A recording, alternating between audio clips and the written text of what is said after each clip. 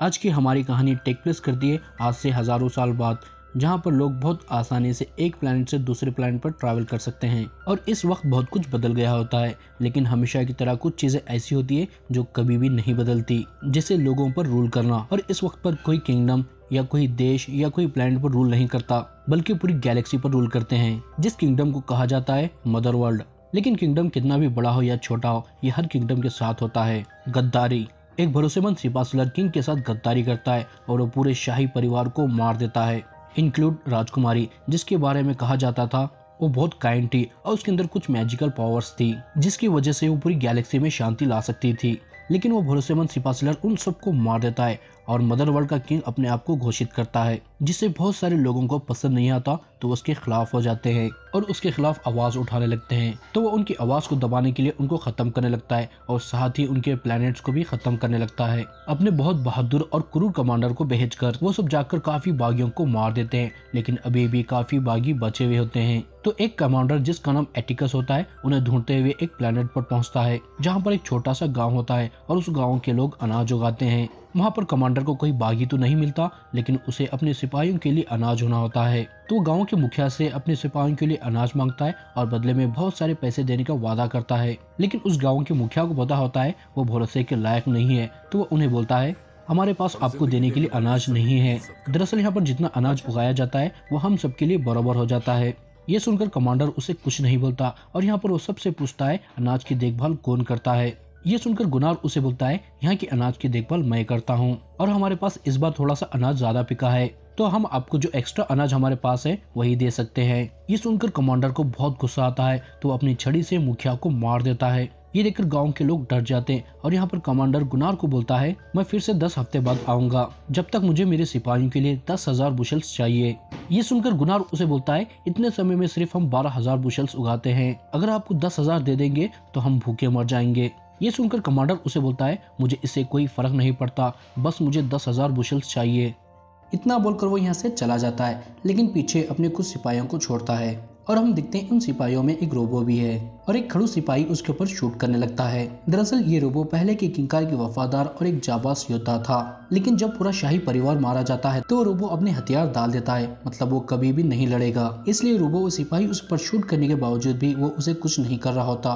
और यहाँ पर वो सिपाही जब उस रोबो पर शूट करता है तो वो नीचे गिर जाता है, जिसकी वजह से उसके चेहरे पर चीकर लग जाता है। इतने में यहाँ पर इस टीम का लीडर आ जाता है और वो उस सिपाही को रोकता है और रोबो को अपना फेस साफ करने के लिए यहाँ से भेज देता है। और रोबो जब अपना फेस साफ करके वहीं पर बैठा होता है, इतने में यहाँ पर उसके पास एक सैम नामी लड़की आती है और उससे बातें करने लगती है। और वो उससे बात करके जाते समय रोबो के सर पर एक फूलों का हार रखती है और उसके चेहरे को छीती है, जिसकी वजह से रोबो के फेस पर लाइट चमकने लगती है। ये देखकर रोबो हैरान होता है, उसे कुछ भी समझ में नहीं आता। और अब हम आगे देखते हैं गांव के लोग मुखिया की मौत का पूरा ब्लेम गुनार के ऊपर लगा रहे होते हैं। ये सुनकर गुनार बोलता है मुझे बिल्कुल भी अंदाजा नहीं था कमांडर ऐसा भी कर सकता है, और वो इसके लिए उनसे माफी मांगने लगता है। ये सुनकर वो उसे कुछ नहीं बोलते और वो आपस में डिसाइड करते हैं जो काम उन्हें अच्छी तरीके से आता है वो करेंगे, मतलब वो अनाज उगाएंगे और उन्हें दे देंगे, जिसकी वजह से उन्हें लगता है कमांडर उन्हें छोड़ देगा। और हम यहाँ पर कोरा को भी देखते हैं, वो उनकी बातें सुन रही होती है जो उसे बिल्कुल भी पसंद नहीं आ रही होती, क्योंकि उसे लगता है कमांडर उन्हें नहीं छोड़ेगा, जिसकी वजह से वो डिसाइड करती है वो ये गाँव छोड़कर चली जाएगी और आकर अपने कमरे में अपना सामान पैक करने लगती है। इतने में यहाँ पर उसके अडॉप्टेड डैड आते हैं। दरअसल कोरा की शिप क्रैश होकर इस गांव में गिर गई थी, तो वो उसे बचाकर यहाँ पर लाते हैं और उसे अपनी बेटी का दर्जा देकर इस गांव में रखते हैं। वो यहाँ पर कारा को इस मुश्किल समय में गांव को छोड़ के जाने से मना करते हैं, लेकिन यहाँ पर कारा को लगता है वो कमांडर इन्हें नहीं छोड़ेगा, सबको मार देगा और साथ ही में इस गांव को भी तबाह कर देगा। इस वजह से वो यहाँ पर नहीं रहना चाहती। ये सुनकर वो उसे इमोशनल ब्लैकमेल करने लगते हैं और वो उसे बोलते हैं वो नहीं मरेंगे, अगर तुम कुछ जाबाज सिपाहियों को जो मदर वर्ल्ड के खिलाफ है ढूंढ कर लाओगे तो हम सब मिलकर उनसे लड़ेंगे और उन्हें यहाँ से मार भगाएंगे। ये प्लान कोरा को बिल्कुल भी पसंद नहीं आता, क्योंकि मदर वर्ल्ड से लड़ना कोई आसान बात नहीं है। तो वो उसे मना करती है और यहाँ से जाने के लिए अपने घोड़े को तैयार करने लगती है। और जब वो अपने घोड़े को तैयार करने लगती है तो वो देखती है मदर वर्ल्ड के सिपाही सैम का रेप करने के लिए उसे अंदर ले जा रहे होते हैं, जिसे देखकर उसका खून खोलने लगता है और वो अपने आप को नहीं रोक पाती। तो जाकर एक बढ़िया से एक्शन करती है और सबको चुन चुन कर मार देती है और उसका साथ उनमें से एक सिपाही भी देता है जो बहुत अच्छा होता है। लेकिन अभी भी यहाँ पर टीम का कमांडर बच जाता है और सैम को गन पॉइंट पर लेता है और इतने में यहाँ पर अब रोबो भी आ जाता है और वो सैम को मुश्किल में देखकर उस कमांडर को शूट कर देता है। और अब हम अगली सुबह देखते हैं जहाँ पर कोरा रेडी हो जाती है मदरवर्ल्ड के खिलाफ लड़ने के लिए कुछ बहादुर सिपाहियों को जमा करने के लिए, और वो अपने साथ गुनार को भी चलने को कहती है क्योंकि गुनार एक ऐसे आदमी को जानता था जो उन्हें बागी सिपाहियों के बारे में बता सकता था। दरअसल वो कुछ दिन पहले उस आदमी की मदद से बागी सिपाहियों को अनाज बेचा होता है, इसलिए कोरा उसे अपने साथ चलने को कहती है। और यहाँ पर उसके डैड उसे उसकी गन देते हैं जो उन्हें उसी शिप में मिली थी, और यहाँ पर वो अपने डैड से वादा करती है वो बागी सिपाहियों को ढूंढकर यहाँ पर ले आएगी और मदरवर्ल्ड से लड़कर उन्हें खत्म कर देगी। और अब हम आगे देखते हैं अब ये दोनों जाने लगते हैं और उन चलते चलते अब रात हो जाती है, तो वो दोनों एक जगह पर रुक जाते हैं जहाँ पर कोरा गुनार को अपनी बैक स्टोरी बताती है, जहाँ पर हमें पता चलता है जनरल बसिलियस जो अब मदरवर्ल्ड का किंग है उसने कोरा के गांव को बहुत बेरहमी से मार दिया था। लेकिन कोरा अभी 9 साल की होती है तो कमांडर उसे नहीं मारता और उसे अडॉप्ट करके अपने प्लेनेट ले जाता है और उसे अपनी बेटी बनाकर पालता है और उसे सिपाहियों की ट्रेनिंग देता है। अब वो जनरल की बेटी होती है तो उसे बहुत अच्छी ट्रेनिंग मिलती है और सिपाहियों में बहुत अच्छी पोजीशन भी मिलती है और उसे उन सिपाहियों में से एक सिपाही से प्यार भी हो जाता है। लेकिन वो एक मिशन के दौरान मारा जाता है जिससे कोरा को बहुत गुस्सा आता है, तो वो वहाँ के सारे लोगों को मार देती है और उस प्लेनेट पर मदरवर्ल्ड का परचम लहराती है। उसकी बैक स्टोरी जानकर गुनार बहुत शॉक हो जाता है। और अब हम आगे देखते हैं ये लोग उस जगह पर पहुंच जाते हैं जहाँ पर वो आदमी होता है, लेकिन वो देखते हैं वहाँ पर कमांडर का आदमी उस आदमी को पकड़कर वहाँ से ले जा रहा होता है। ये देखकर कोरा गुनार को बोलती है अब हम इसे तो नहीं पकड़ सकते, लेकिन तुम क्या उन बागियों के बारे में कुछ जानते हो? तो गुनार उसे बोलता है हाँ, उस बागियों की गैंग का नाम है ब्लड एक्सेस और वो कोई शरण नामी प्लेनेट पर रहते हैं जहाँ पर उन्हें किंग लिविटिगो पनाह देते हैं।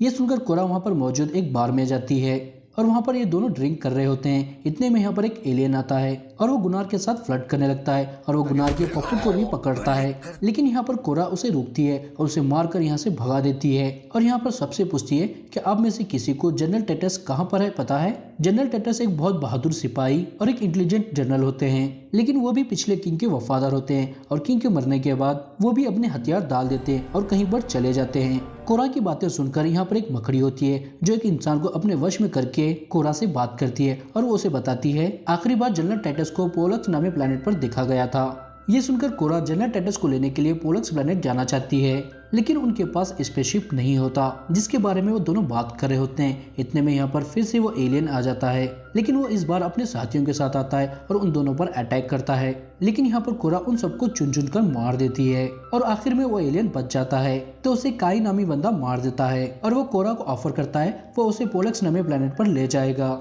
ये सुनकर गुनार उसे बोलता है लेकिन हमारे पास तुम्हें देने के लिए पैसे नहीं है, हम सिर्फ एक आम किसान हैं। ये सुनकर वो उसे बोलता है तुम्हारे पास जितना है उतना दे दो चलेगा, क्योंकि मैं भी मदरवर्ल्ड के खिलाफ लड़ना चाहता हूँ जिसमें तुम दोनों का साथ दूंगा और तुम्हें कुछ ऐसे सिपाहियों के पास ले जाऊंगा जो बहुत बहादुर है और मदरवर्ल्ड के खिलाफ भी है। ये सुनकर कोरा मान जाती है और अब ये लोग स्पेसशिप से उन बहादुर जाबाज सिपाहियों को ढूंढने के लिए निकलते हैं और वो सबसे पहले होम स्ट्रीट प्लेनेट पर जाते हैं जहाँ पर बहुत बहादुर और जाबाज तारक नामी सिपाही होता है। वो उसके पास जाकर उसे मदरवर्ल्ड के खिलाफ लड़ने को कहते हैं, लेकिन यहाँ पर वो खर तले बहुत डूबा हुआ होता है और वो अपना खर्च उतारने के लिए उस आदमी का गुलाम बना होता है।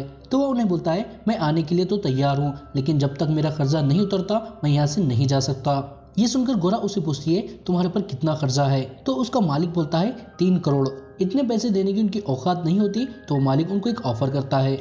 बाहर एक बहुत बड़ा कौवा होता है, अगर तारक उसे कंट्रोल कर उस पर सवारी करता है तो तारक का कर्जा माफ कर देगा, नहीं तो इन्हें भी उसका गुलाम बनकर रहना होगा। ये सुनकर गौरा तारक से पूछती है क्या तुम ये कर पाओगे? तो वो उसे बोलता है जरूर, क्यों नहीं कर पाऊंगा। तो अब इनके बीच डील हो जाती है और अब तारक उस कौवे के पास जाता है और उसे बहुत आसानी से कंट्रोल कर लेता है, लेकिन उस कौवे पर सवारी करना इतना आसान नहीं होता। वो कौवा उसे बहुत कोशिश करता है नीचे गिराने की, लेकिन तारक अवतार मूवी के स्टाइल में उसे कंट्रोल कर लेता है और उस पर सवारी करता है, जिससे अब तारक डील के मुताबिक आजाद हो जाता है और अब वो उसे लेकर यहाँ से निकल जाते हैं। और हम देखते हैं तारक के जाने के बाद वो मालिक उस कौवे की सवारी करना चाहता है और उस कौवे पर बैठ भी जाता है, लेकिन वो कौवा उसे नीचे गिरा देता है और अपने पंजों से उसे मार देता है। और अब यहाँ से ये लोग कोबाल्ट माइनिंग प्लेनेट पर जाते हैं जहाँ पर नेमेसिस नामे एक बहादुर और जाबाज लेडी स्पाई होती है और वो तलवार चलाने में भी बहुत माहिर होती है। ये लोग उसके पास जाते हैं और उसे मदरवर्ल्ड के खिलाफ लड़ने को कहते हैं। वो भी उनकी बातें सुनकर मान जाती है, लेकिन जाने से पहले उसे कुछ काम होता है। दरअसल एक बात करने वाली मकड़ी एक इंसान के बच्चे को अपने कब्जे में लेती है उसे मारने के लिए, क्योंकि वो उन्हें मारकर अपने बच्चों का बदला लेना चाहती है। नेमेसिस जाकर पहले तो उस मकड़ी को समझाती है किसी मासूम बच्चे को मारकर बदला लेना अच्छी बात नहीं है, लेकिन वो मकड़ी उसकी बात नहीं मानती। तो नेमेसिस उसे खतरनाक फाइट करने लगती है और वो उस मकड़ी को मार देती है और बच्चे को बचा लेती है। और अब ये लोग यहाँ से जनरल टाइटस के पास जाने लगते हैं। रास्ते में फिर से कोरा कुनार को अपनी बैक स्टोरी सुनाती है, जहाँ पर हम देखते हैं पहले के किंग कोरा से इतने खुश होते हैं और उस पर इतना भरोसा करने लगते हैं, कोरा को राजकुमारी का रक्षक बना देते हैं। और वो बताती है वो ऐसे ही एक दिन राजकुमारी के साथ होती है, जहाँ पर राजकुमारी का डॉग उनके पास एक मरी हुई पक्षी लाता है। तो राजकुमारी उस पक्षी को अपने हाथ में पकड़कर अपने मैजिक से उसे जिंदा कर देती है, जिसे देखकर कोरा हैरान होती है और वो भी समझ जाती है राजकुमारी इस दुनिया को एक दिन बेहतर बनाएगी। ये बोलते हुए यहाँ पर कोरा बहुत इमोशनल हो जाती है, तो उसे गुनार संभालता है। और अब हम आगे देखते हैं ये बोलक्स प्लेनेट पर पहुंच जाते हैं और वो जनरल टाइटस को ढूंढने लगते हैं और जनरल टाइटस उन्हें मिल जाते हैं। लेकिन वो देखते हैं जनरल टाइटस स्पीकर रास्ते में बहुत बुरी हालत में पड़े हुए होते हैं, जिसे देखकर किसी को भी यकीन नहीं होता कि यही वो महान जनरल है। लेकिन यहाँ पर कोरा को उन पर यकीन होता है, तो वो उन्हें यहाँ से ले जाकर पहले नहलाती है और अपने साथ मदरवर्ल्ड के खिलाफ लड़ने के लिए चलने को कहती है। ये सुनकर जनरल उसे मना करते हैं। ये सुनकर कोरा उन्हें बोलती है हमारे लिए तो ना चले, लेकिन अपना बदला लेने के लिए चले। ये सुनकर वो तय करते हैं वो अपने किंग का बदला लेंगे और वो उनके साथ जाने के लिए तैयार होते हैं। और इधर हम कमांडर के पास देखते हैं, जहाँ पर वो आदमी गुनार की खबरी को कमांडर के पास लाया होता है। यहाँ पर कमांडर उसे बागियों के बारे में पूछता है। यह सुनकर वो खबरी कमांडर को उनका पता बताने के लिए रेडी होता है, लेकिन बदले में उसे उसकी जान बख्शनी होगी। ये सुनकर कमांडर उससे वादा करता है वो उसकी जान बख्श देगा। तो वो खबरी कमांडर को बताता है सबसे बड़ा बागी ग्रुप ब्लड एक्स शरण नामी प्लेनेट पर है, जहाँ पर उनकी हिफाजत किंग वाटिका कर रहे हैं। ये सुनकर पहले तो कमांडर उसे मरवा देता है और अपने आदमियों से शरण नामी प्लेनेट पर जाने के लिए रेडी होने को कहता है। और इधर हम देखते हैं ये लोग शरण प्लेनेट पर पहुंच जाते हैं, जहां पर इन्हें ब्लड एक्स ग्रुप मिलता है, जिसके लीडर दो भाई बहन होते हैं। और उन लोगों को लगता है यहाँ पर ये लोग उन्हें अनाज बेचने आए हैं, क्योंकि इससे पहले गुनाह ने इन्हें ही अनाज बेचा था। लेकिन यहाँ पर कोरा ये सुनकर उन्हें बोलती है हम यहाँ पर अनाज बेचने नहीं आए, बल्कि तुम्हारे से मदद मांगने आए हैं, मदरवर्ल्ड के खिलाफ लड़ने के लिए। ये सुनकर वो उन्हें मना करते हैं और बोलते हैं ऐसे डायरेक्ट मदरवर्ल्ड से भिड़ना मतलब मौत को दावत देना है। लेकिन यहाँ पर डैरन उनके साथ जाने के लिए मान जाता है, क्योंकि उसका मकसद ही मदरवर्ल्ड के खिलाफ लड़ना था। ये सुनकर उसकी बहन शौक हो जाती है और उनके साथ जाने से उसे मना करती है। लेकिन यहाँ पर डैरन उसे मना लेता है और अपने कुछ आदमियों को लेकर उनके साथ यहाँ से चला जाता है। और ये लोग यहाँ से जैसे ही चले जाते हैं, यहाँ पर कमांडर आ जाता है और अपनी छड़ी से किंग वाटिका को मार देता है और उस प्लेनेट को भी तबाह और बर्बाद कर देता है।